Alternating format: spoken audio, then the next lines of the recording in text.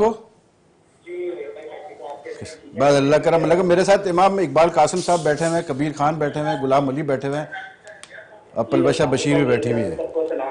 बिल्कुल, वालेकुम सलाम। इमाम, कैसा एक्सपीरियंस रहा है? पहली दफा PSL खेल रहे हैं। जी अल्हम्दुलिल्लाह, सो फार सो गुड, अल्लाह का शुक्र है, परफॉर्मेंस हो रही है। तो जब आप परफॉर्म करते हो तो काफी अच्छा लगता है आपको। लेकिन मेरे ख्याल से जो मेरा इंटरनेशनल का एक्सपीरियंस है तो उसका मुझे काफी जो है फायदा हो रहा है PSL में, क्योंकि लेस प्रेशर है एज एन इंटरनेशनल एक्सपोजर की वजह से। जब आप इंटरनेशनल में अच्छा परफॉर्म करते हो PSL में आपको आसान लगता है। ओके। तो जो है thank you all the management of शामिल जो रोल जो है उन्होंने मुझे सपोर्ट किया जिस तरह, और आते के साथ ही जिस तरह उन्होंने मुझे बैक किया कि we know that you have all the ability, तो बस जाओ और अपना गेम खेलो। तो अल्हम्दुलिल्लाह परफॉर्मेंस भी हो रही है, तो अच्छा मजा आ रहा है। अच्छा इमाम, मुझे ये बताएं कि मतलब यू एज अ प्लेयर, क्योंकि फर्स्ट क्लास आप काफ़ी खेले हुए हैं, उसके बाद टेस्ट भी खेले हुए, वनडे भी खेले हुए हैं, तो अब ये जो T20 का आपका पहला PSL का एक्सपीरियंस हो रहा है, आपको ये तो नहीं लग रहा कि आपको अपना गेम चेंज करना पड़ा हो, या इसका असर जो है आपके बाकी फॉर्मेट्स पे आएगा जब आप दूसरे फॉर्मेट्स में जाकर खेलेंगे? तो वही तो मेरे ख्याल से ये एक इंडिविजुअल पे डिपेंड करता है कि वो किस तरह फॉर्मेट को लेता है। ओके।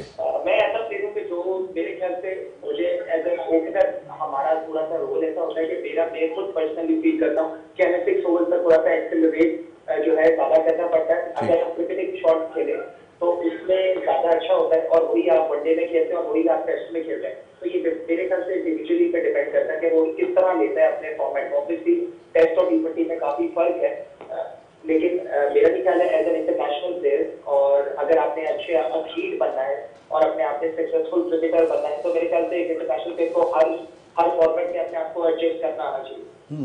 इमाम, you are playing for Peshawar Zalmi, जिसमें दो बड़े नाम है पाकिस्तान क्रिकेट के, दो साबिक कप्तान, मिसबाह हक भी है और आपके साथ यूनुस खान भी है। आज तो मिसबाह ने बल्कि बड़ी ज़बरदस्त इनिंग्स खेली और मैच भी जिताया, ज़ल्मी को बड़ा ज़बरदस्त मैच जिताया।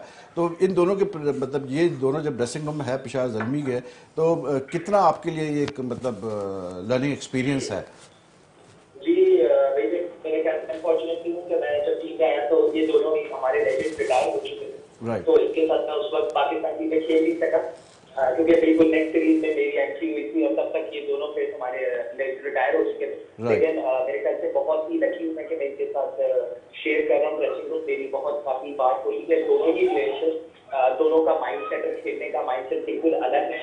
दोनों ही लेजेंड्स हैं, तो काफी कुछ मैं सीख कर ऑलरेडी मैंने 1 महीने से मेरे ख्याल से हमें टाइम हो गया एक साथ, तो मैं काफी यूनिस भाई और मिर्जा भाई से गेम के थ्रू और खासतौर से जो मेंटल, दोनों ही आपको पता है बहुत ही मेंटली स्ट्रॉन्ग है। मेरे ख्याल से एज एन इंटरनेशनल क्रिकेटर आपको मेंटली स्ट्रॉन्ग होना लाजमी है, और तो मैं इससे बहुत कोशिश करता हूँ कि ये ज्यादा चीजें सीखूं। इंसान जब उसको फेलियर्स होते हैं तो फेलियर्स के बाद कैसे अपने आप को बैक करता है और कैसे परफॉर्मेंस देता है। अब मेंटली स्ट्रांग होना बहुत ज़रूरी है, आपने सही कहा इमाम। एक चीज़ आपके क्रिटिक्स ने भी एक्सेप्ट की है कि इमाम is very mentally, he has shown his mental toughness, क्योंकि आपके लिए आसान नहीं रहा जब से आप पाकिस्तान से खेलें। आपको पता ही है कि मैं किस तरह इशारा कर रहा हूँ, but you have shown a lot of mental toughness. आपने मतलब रन्स किए हैं अगेंस्ट द ऑड्स, और आपने अभी 100 भी किए साउथ अफ्रीका में वनडे में। तो how hard has it been?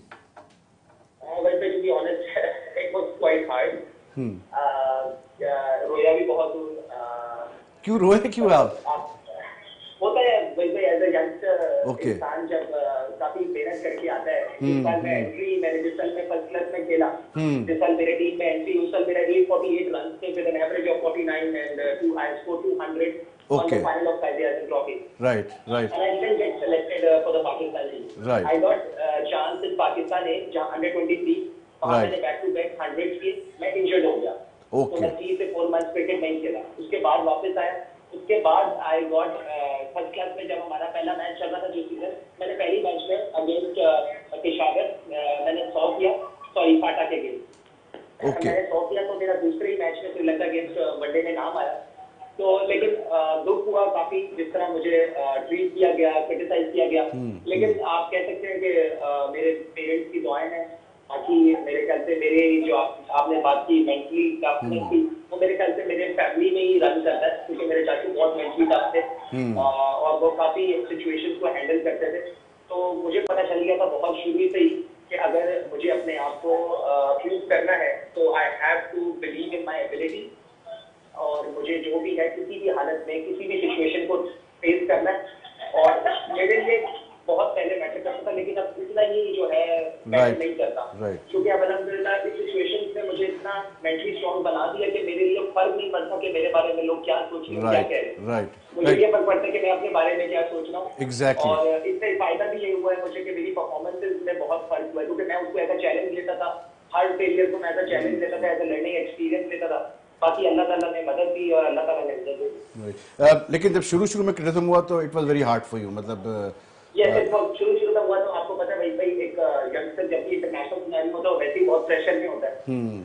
तो मैं भी प्रेशर में था। उसके बाद ये वाला जो इतना ज्यादा हाइप क्रिएट हो गई थी, तो उस वक्त मैं काफी हर्ट भी हुआ, सैड भी हुआ, तो रोया भी। तो लेकिन अच्छा होता है कभी कभी आप इंसान रो पड़ते हो तो आपकी जो है इमोशंस निकलते हैं, बिल्कुल इमोशंस आ जाते हैं। फिर उसके बाद मैंने तैयार कर लिया था कि अब मैं नहीं रोऊंगा, तो I have to prove and I will prove. अभी तक अल्लाह ताला इज्जत दे रहा है, तो मेरी अम्मी अब्बू की दुआएं हैं। तो वो जो सारा जो फ्रस्ट्रेशन था, आई थिंक इमाम, वो जब आपने वनडे में 100 किए और उसके बाद जो बेटा आपने इशारा किया था, I think that came out at that time. जी भाई कभी कभार आप कुछ सोचते नहीं हो, लेकिन खुद ब खुद ऑटोमेटिकली चीजें हो जाती हैं। डांट तो नहीं पड़ी फिर बाद में, डांट तो नहीं पड़ी मतलब इंतजाम से कि नहीं, डांट तो नहीं पड़ी, लेकिन मैंने खुद रियलाइज किया कि I did wrong. Okay great. और आई विल इंशाल्लाह ट्राई कि ऐसा कभी जिंदगी में ना हो दोबारा, क्योंकि इस वक्त चीजें कुछ हो चुकी थी जो मुझे खुद को देखा जब मैंने, तो मुझे भी नहीं अच्छा लगा, because I am not that kind of a personality. बिल्कुल। तो मैं हर वक्त कोशिश करता हूँ कि मैं सबकी रिस्पेक्ट करूँ। मुझे यही मेरे पेरेंट्स ने सिखाया है, चाहे मेरे बारे में कितने क्रिटिसाइज करें, क्योंकि आप लोग मीडिया का काम है क्रिटिसाइज करना। अगर मैं उनसे इसका रिएक्शन दूंगा तो वो मेरे लिए अच्छा नहीं है। तो मेरा बस काम है कि मैं इसलिए भी टीम में अगर परफॉर्म करूँ और मेरे कंसर्वेटिव परफॉर्मेंस की हद तक ही रहना चाहिए, तो मैं इंशाल्लाह पूरी कोशिश करूंगा कि इस तरह का कभी ना हो। It's really nice to hear that Imam. और मैं आपको एक बात बता दूं, क्योंकि we don't to take too much of your time, लेकिन मैं बिल्कुल एक ऑनेस्ट यहाँ बात करूंगा कि I was one of those, जब आप का डेब्यू हुआ था तो आई वाज वेरी क्रिटिकल। मुझे था कि भाई इमाम को आउट ऑफ टर्न चांस मिला, but I have been very impressed by the fact that the chances you got, you have scored runs and you have proved yourself. और अल्लाह ताला आपको आगे भी कामयाब करें। Best of luck to you in your future career. और world cup भी आ रहा है, तो ऑब्वियसली बात है, अगर आप वर्ल्ड कप स्क्वाड में होते हैं तो people are expecting a lot from you. तो अल्लाह करे आप कामयाब हो। And thanks for joining us and having this very frank discussion with us. Thank you very much Imam भाई। अच्छी बात उसने की मेरे ख्याल से इमाम ने, कि ही इज़